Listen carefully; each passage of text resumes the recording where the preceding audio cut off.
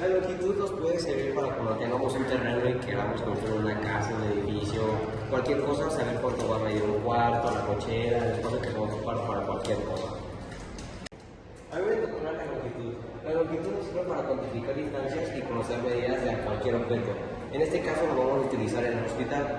Este hospital tiene de altura 12 centímetros y de anchura 10.5.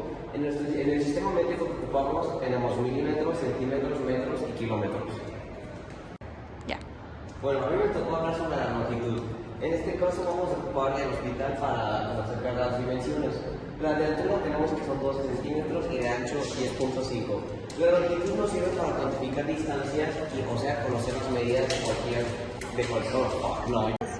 El área de las figuras nos es útil para saber el espacio que ocupan las medidas geométricas. También se ocupa en aplicaciones en distintos campos, como es la medicina, la arquitectura y la astronomía, como lo es para las medidas. Un ejemplo que tenemos en nuestra maqueta serían estos edificios.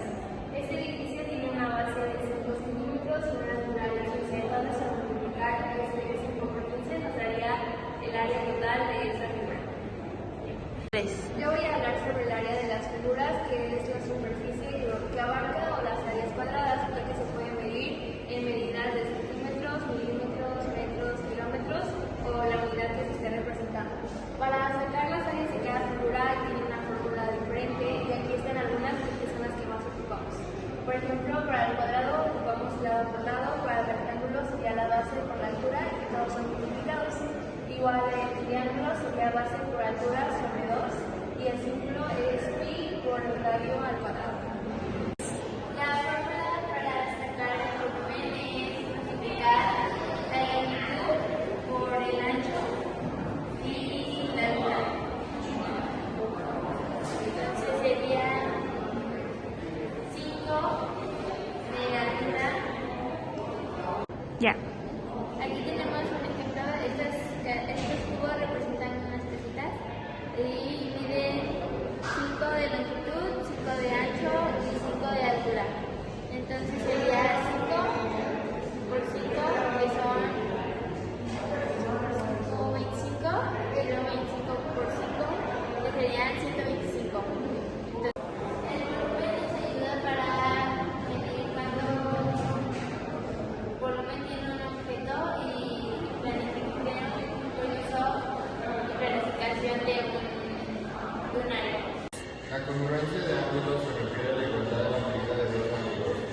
Dos ángulos son congruentes y tienen una misma medida en grados o radianes. La congruencia de ángulos se nota comúnmente por el signo igual.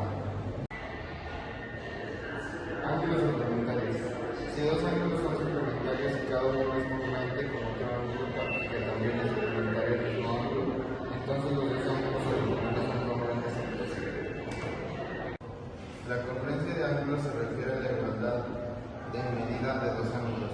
Dos ángulos son congruentes y tienen la misma medida en grados o radianes. La congruencia de ángulos se denota comúnmente en el símbolo igual. Los ángulos opuestos por el vértice son cuando dos líneas se cruzan y los ángulos opuestos por el vértice son congruentes. Los ángulos correspondientes en dos líneas están en dos líneas